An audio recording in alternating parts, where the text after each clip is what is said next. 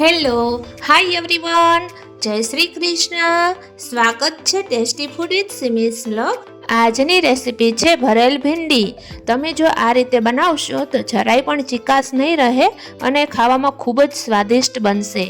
તો ચાલો આપણે બનાવીએ ભરેલ ભીંડી. સૌ પ્રથમ આપણે લેવાનું છે ચવાણું, જે મિક્સ ચવાણું આવે છે, ગુજરાતી ચવાણું. એને આવી રીતે ગ્રાઇન્ડ કરી લેવાનું છે, એકદમ ઝીણું પીસી લેવાનું છે, જેથી કણી કણી ના રહે એવું ઝીણું પીસવાનું છે. અને ત્યાર પછી આપણે 1 ચમચી લેવાનું છે આદુ મરચાં અને લસણની પેસ્ટ. ત્યાર પછી સ્વાદ અનુસાર ધાણા ભાજી એટલે કે કોથમીર અને 1 ચમચી ગોળ લેવાનો છે. અને ગોળની જગ્યાએ તમે ખાંડનો પણ ઉપયોગ કરી શકો છો. ત્યાર પછી આપણે 1 ચમચી મીઠું, 1 ચમચી હિંગ, 1 ચમચી હળદર, 1 ચમચી ધાણા જીરું પાવડર, 1 ચમચી મરચાંનો પાવડર એટલે કે ચટણી, અને આપણે પછી 1 લીંબુનો રસ એડ કરવાનો છે. અને આ બધું મિક્સ કર્યા પછી એકદમ સરસ આપણે મિક્સ કરવાનું છે કે બધા મસાલા છે એકદમ સરસ મિક્સ થઈ જાય અને એકદમ આમ છૂટો મસાલો ન રહેવો જોઈએ. મસાલો છે એકદમ સરસ ભેગો થઈ જવો જોઈએ, એ રીતે મિક્સ કરવાનું છે. જો આ રીતે મિક્સ કરવાનું છે કે તમે આમ પકડો ને તો પણ બસ મિક્સ થઈ ગયો હોય, જેથી ભીંડો ભરવામાં સરળ રહે, સહેલાઈ રહે. પછી આપણે ભીંડો લેવાનો છે. આ 250 ગ્રામ ભીંડો છે, પણ હું આમાંથી 150 ગ્રામ જ ભીંડો લઈશ. ધોઈને એકદમ સરસ આવી રીતે લૂછી લેવાનો છે.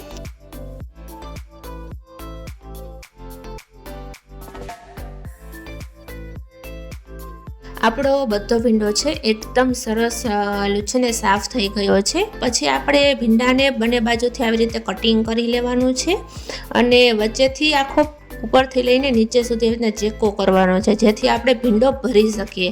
અને જો ભીંડામાં મોટા મોટા બી હોય તો આપણે બી કાઢી નાખવાના, નાના નાના હોય તો નોર્મલ ચાલે, પણ મોટા બી હોય તો તમે કાઢી નાખવાના. એટલે આવી રીતના આપણે છેદ કરીને આખા ભીંડામાં બધા ભીંડાને આવી રીતના છેદ કરી લેવાનો છે.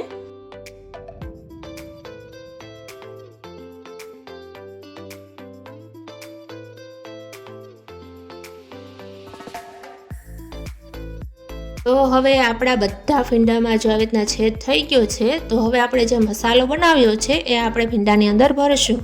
તો આવી રીતે આપણે બધા એક પછી એક સીંગ કરીને બધા જ ભીંડો ભરી લેવાનો છે.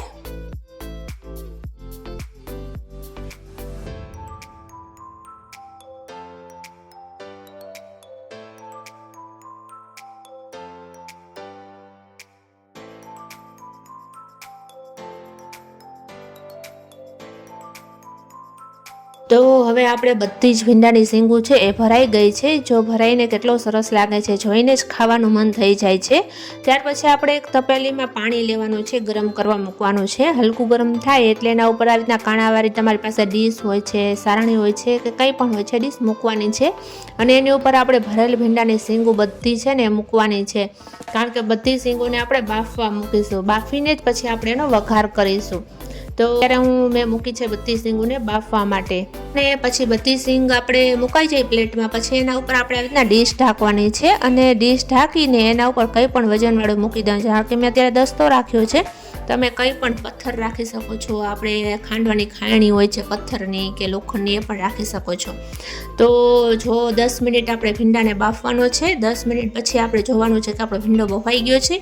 તો ભીંડો બફાઈ ગયો છે પછી આપણે 2 પાવડા ગરમ તેલ મૂકવાનું છે. ગરમ થઈ જાય પછી એમાં 2 લાલ સૂકી મરચી, 1 તમાલપત્ર, 1 બાદિયા, 1 ચમચી રાઈ એડ કરવાની છે. અને રાઈને આ બધા મસાલાને છે એકદમ સરસ ફૂટવા દેવાના છે.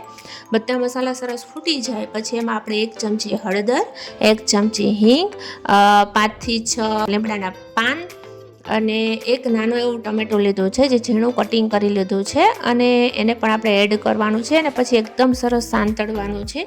જ્યાં સુધી ટમેટું સંતળાઈ ન જાય ત્યાં સુધી સાંતળવાનું છે. ત્યાર પછી એમાં આપણે 1 ચમચી મીઠું એડ કરવાનું છે અને પાછું સાંતળવાનું છે. ટમેટાનો ભાગ છે એકદમ સરસ ગ્રેવી જેવો થઈ જાય ત્યાં સુધી સાંતળવાનું છે.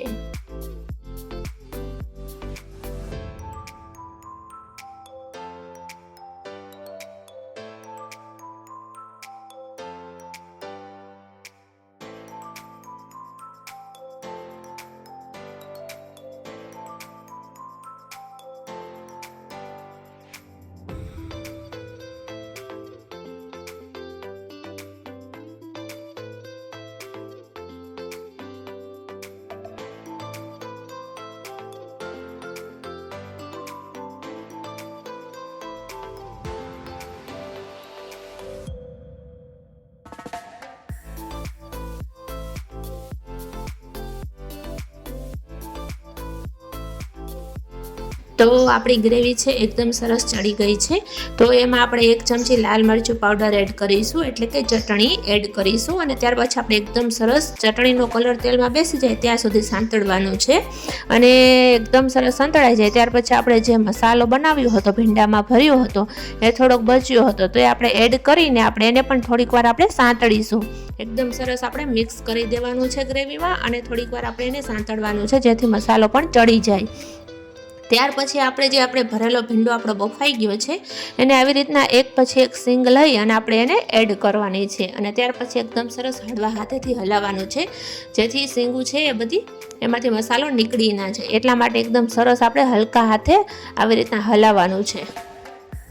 અને પછી ગ્રેવીમાં જે આપણો ભરેલો ભીંડો છે એકદમ સરસ મિક્સ થઈ જાય એટલે આપણે એને ધીમી આંચ ઉપર થોડીક વાર સાંતળવાનો છે, કે જેથી સરસ ગરમ પણ થઈ જાય અને સરસ સ્વાદ છે ગ્રેવીનો એ પણ ભીંડામાં બેસી જાય. ત્યાર પછી આપણે ગેસ બંધ કરી દેવાનો છે અને સ્વાદ અનુસાર ધાણા ભાજી એડ કરવાની છે, એટલે કે કોથમીર એડ કરવાની છે. તો તૈયાર છે આપણી ચટપટી ભરેલી ભીંડી.